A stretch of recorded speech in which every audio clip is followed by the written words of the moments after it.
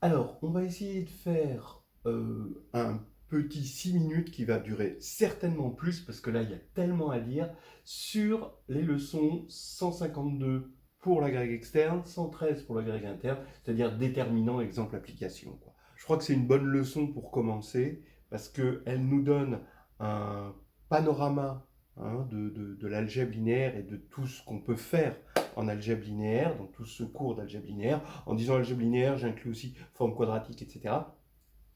On voit à peu près tout. C'est l'outil central de ce cours d'algèbre linéaire.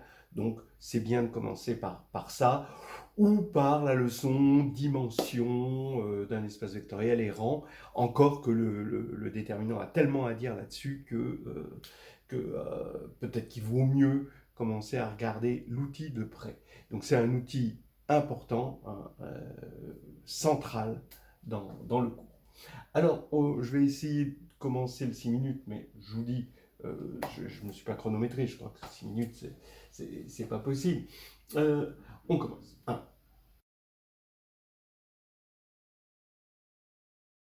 On part d'un espace vectoriel de dimension n, et il faut toujours commencer par cette définition. Il existe une unique forme n linéaire alternée à scalaire près de e puissance n dans le corps K.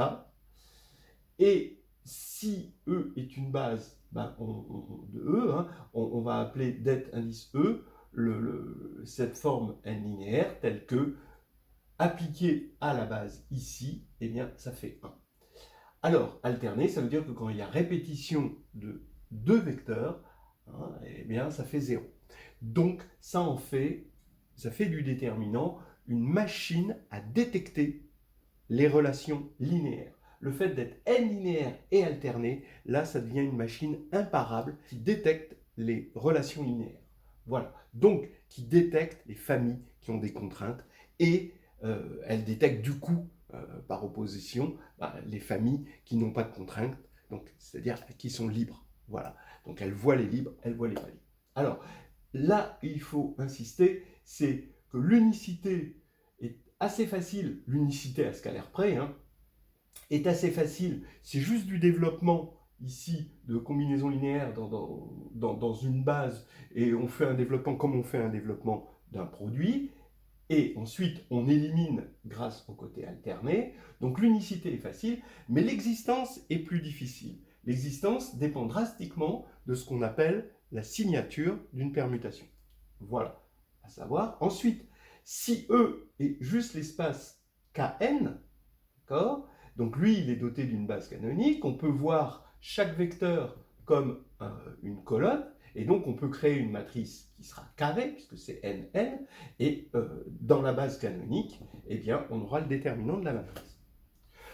On a la formule du déterminant, qui est une formule théorique, qui est une grande somme, qui est indexée sur les permutations, donc factoriel n, mais elle n'est pas sérieuse. On utilise plutôt un calcul basé sur le pivot de Gauss et du développement par rapport à une colonne ou par une ligne, selon comme on aime. Et là, la complexité va être à peu près de n3 pour faire un pivot.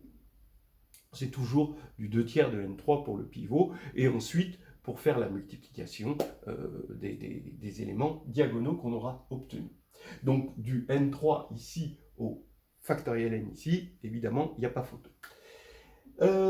Il faut parler du déterminant comme un outil théorique, c'est-à-dire qu'il a la multiplicativité, c'est-à-dire det de AB égale det de A, det de B. Ça, c'est important. Alors pour les externes, ça veut dire que c'est une représentation du groupe GLN de degré 1. La multiplicativité implique qu'on a en le déterminant un invariant de similitude, c'est-à-dire que det de P à P-1 est égal à det de A. Donc ça, c'est très bien, parce que ça va nous permettre de définir le déterminant d'un endomorphisme qui ne va pas dépendre de la base choisie quand on le regarde comme déterminant d'une matrice. C'est aussi un invariant de congruence, mais modulo les carrés, c'est-à-dire que det de P transposé à P est égal à det de A fois un carré. En l'occurrence, det de P au carré. Voilà.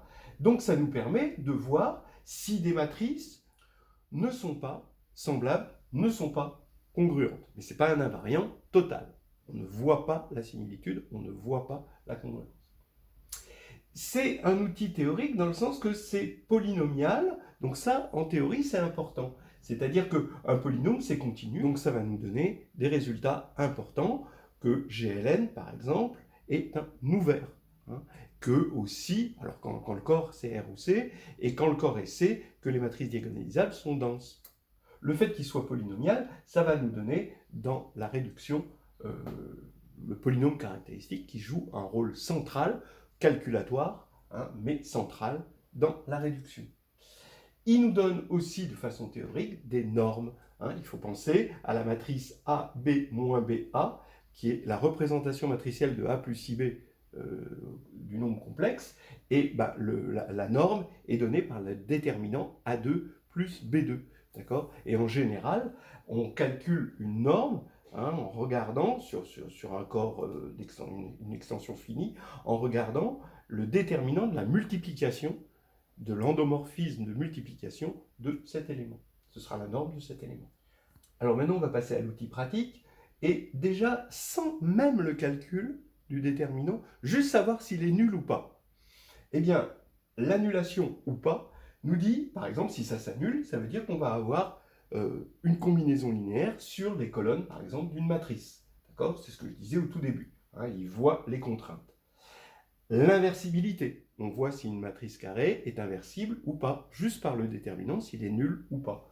Le rang, il y a un théorème qui dit que le rang d'une matrice, même une matrice rectangulaire, c'est la taille maximale d'un mineur non nul. Et un mineur, c'est rien d'autre que le déterminant d'une sous-matrice. Les valeurs propres, c'est juste l'annulation du polynôme caractéristique. Et les polynômes, sont-ils premiers entre eux ou pas ? Eh bien, c'est l'annulation ou pas d'un résultant. Voilà.